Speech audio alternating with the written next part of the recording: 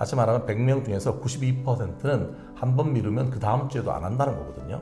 새해가 시작되면 새로운 결심을 하게 되죠. 새해 그렇죠. 결심. 두 번째 결심은 구정이 끝나고 합니다.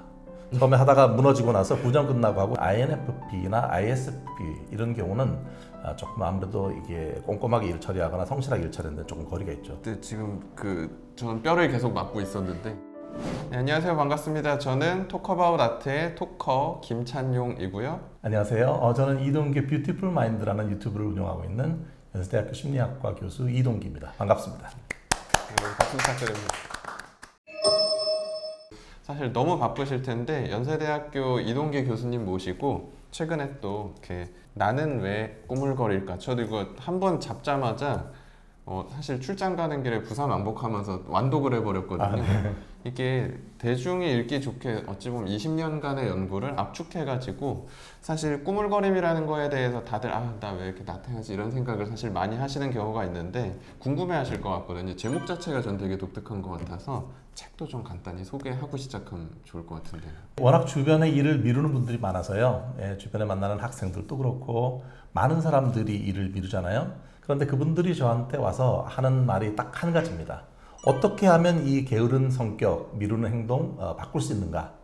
저 나름대로 많은 팁 같은 거를 많이 드리는 편인데 문제는 조금 나아지는 것 같다가 별로 효과가 없다는 거예요. 그 이유가 뭘까 생각을 해보니까 사람들이 너무 다양한 유형이 존재하는 거예요. 그래서 저희가 한 100편 이상 연구팀하고 함께 100편 이상의 그 논문들을 읽어봤어요. 봤더니 꾸물거리는 사람들이 크게 5가지의 하위 유형으로 나뉘더라. 그 5가지 유형을 먼저 자기가 좀 자기를 이해해서 자기한테 좀 맞는 그런 어떻게 하면 극복하는가 이 방법도 생각날 수 있을 것 같아서 많은 분들에게 조금 같이 공유가 됐으면 하는 그런 마음에서 책을 쓰게 됐습니다. 저도 사실 읽어보면서 늘 고민했던 것들에 대해 깨닫게 되더라고요. 왜 맨날 아침에 5분 더 자고 싶지? 왜 일할 때는 막 지금 하면 되는데 이것만 좀 보고 할까? 좀만 쉬었다 할까? 이런 생각이 너무 많이 드는 것 같아서 이 책을 읽다 보니까 약간 위안을 받았습니다.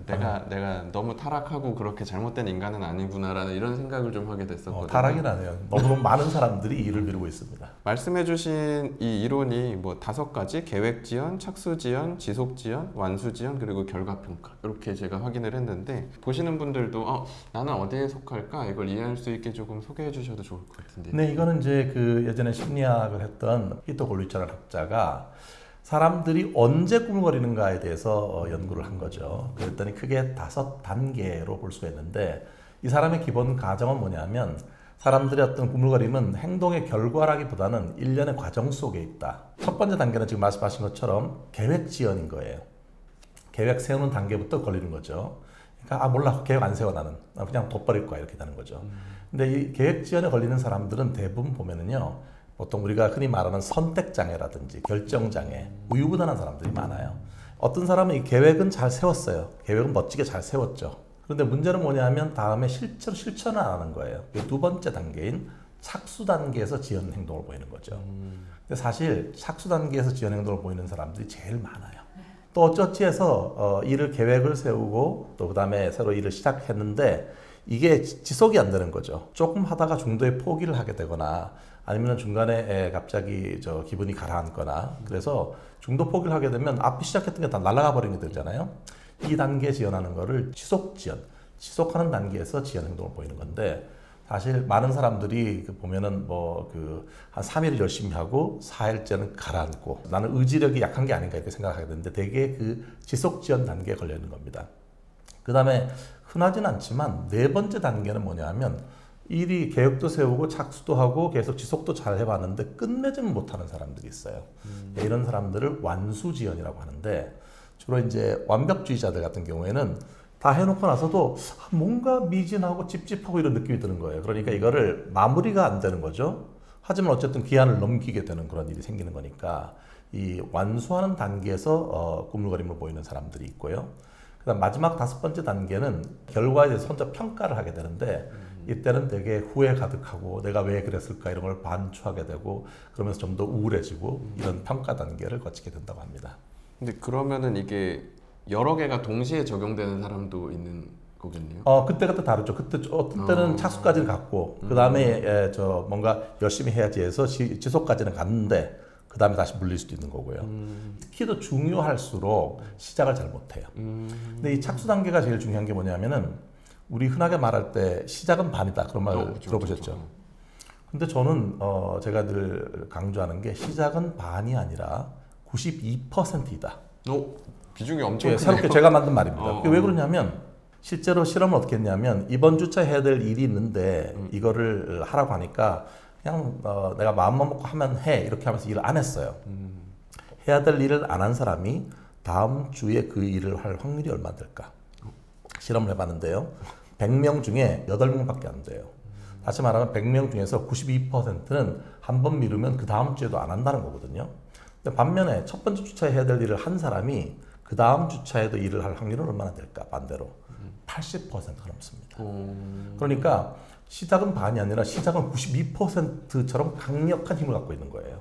여러분들도 많은 경우에 이 착수 단계에서 지연 행동 이거를 잘 하는 게 중요하고 주변에 꿀거리는 사람들을 도와줄 때도 그 사람들에게 얘기를 할 때 자꾸 데드라인을 자꾸 얘기하거나 마감 중심으로 얘기하지 말고 시작 중심의 언어로 얘기하는 게 좋아요. 왜 그러냐면 처음 단계를 못 넘어가는 거니까 언제 초안을 볼 수 있는지 초안을 나랑 함께 검토하자 이렇게 얘기를 하면서 그 시작의 허들을 넘겨주는 것이 좋은 방향이 됩니다. 방금 그 얘기 저 되게 최근에 공감되면서 봤던 무슨 예능 프로 중 하나가 그 배우 유해진님이 나오셔가지고 그 한 브랜드의 저스트 두잇은 참 명언 같다라고 얘기를 네, 하면서 공감합니다. 네, 본인 등산 갈 때 너무 가기 싫어도 일단 신발 신으면은 그냥 벗기 귀찮아서라도 나가게 된다고 일단 뭔가 시작하면 다 하게 돼 있다는 얘기가 거기 100% 공감합니다.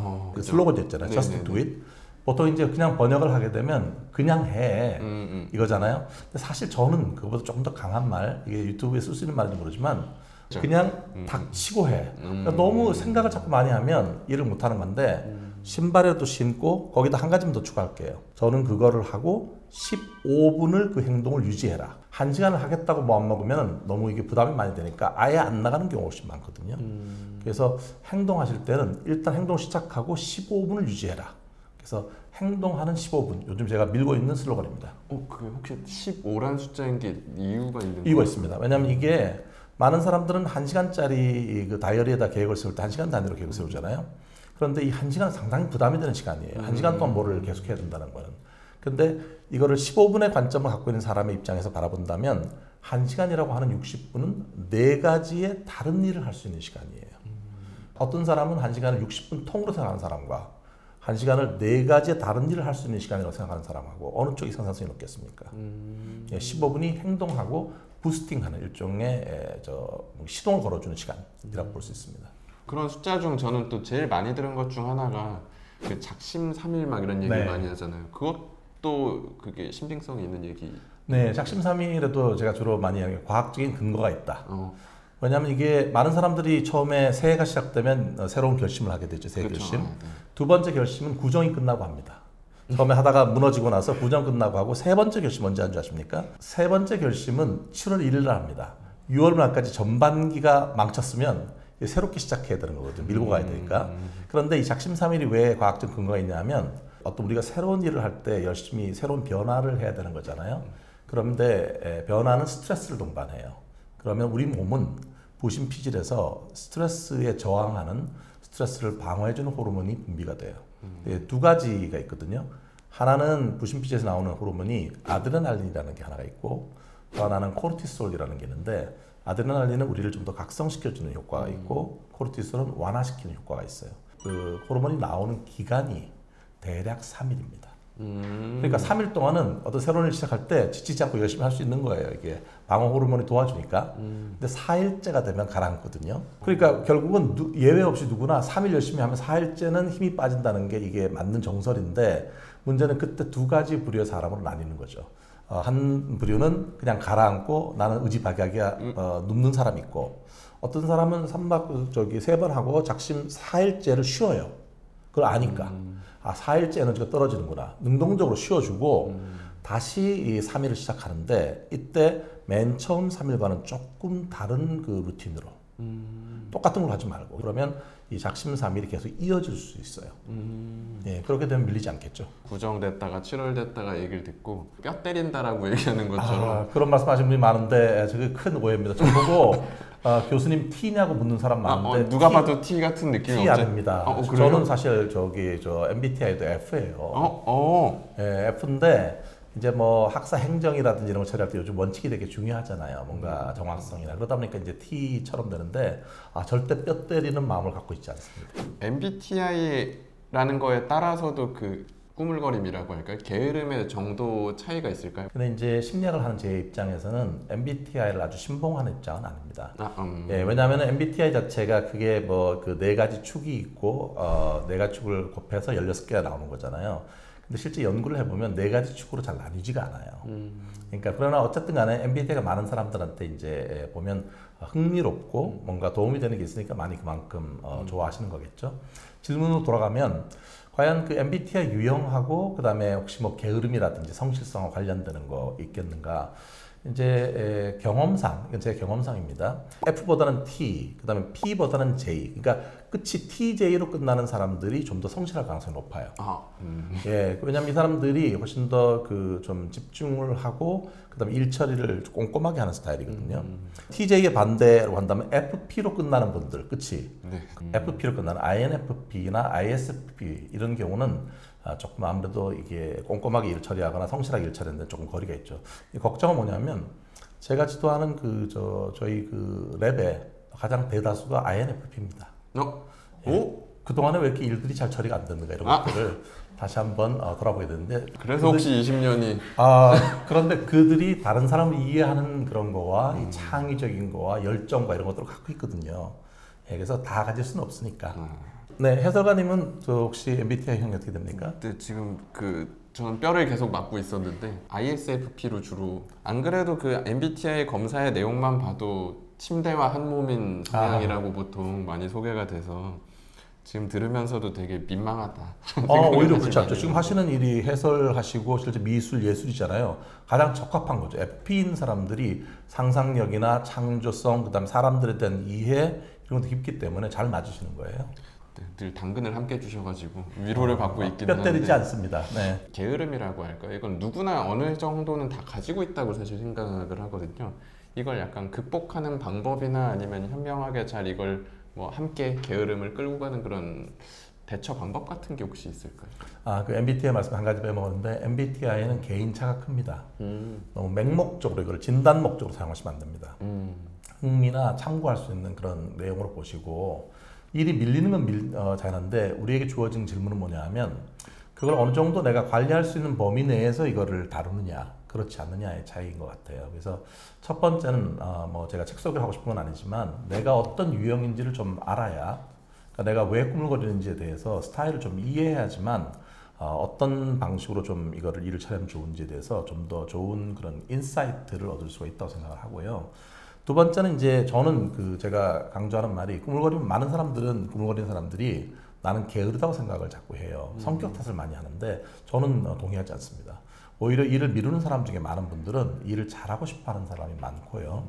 그러다 보니까 부담이 많이 되니까 시작을 못하는 사람들이 훨씬 많거든요. 그래서 어떤 게 중요하냐면 의지력이나 열정이 부족해서라기보다는 꾸물거림과 관련된 부담, 다시 말하면 정서적인 부분을 잘 조절을 못하기 때문에 그런 거예요. 그러니까 꾸물거림은 시간 관리의 문제나 열정의 문제가 아니라 감정 조절의 문제이다. 이렇게 말씀을 드리고 싶고요. 내가 부정적인 감정이 이렇게 확 휩싸였을 때 이걸 어떻게 잘 조절할 것인가가 이 꾸물거림을 타파하는 데 중요한 축이라고 생각이 되고요.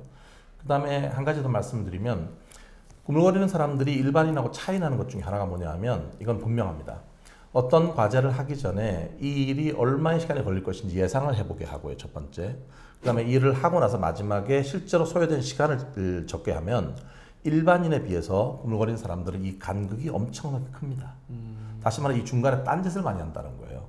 네. 그러니까 자기를 이해하려면 항상 습관을 예상 시간을 적고 마지막에 일이 끝난 시간을 적은 다음에 그 도중에 어떤 일이 있었는가를 적어보고 이걸 리뷰해보는 게 중요합니다.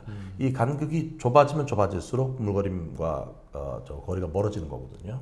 한 번쯤 그 리뷰해보시는 게 도움이 될 것 같습니다. 저희는 또 미술 채널이다 보니까 위대한 예술가들 중에서도 사실 이 이론에 적용시켜서 우리가 볼 수 있는 사례랑 이야기가 생각보다 많이 있는 것 같아서 여러분 어떻게 느끼실지 지금부터는 그 예술가에 대입해서 좀 얘기를 나눠보면 괜찮을 것 같습니다.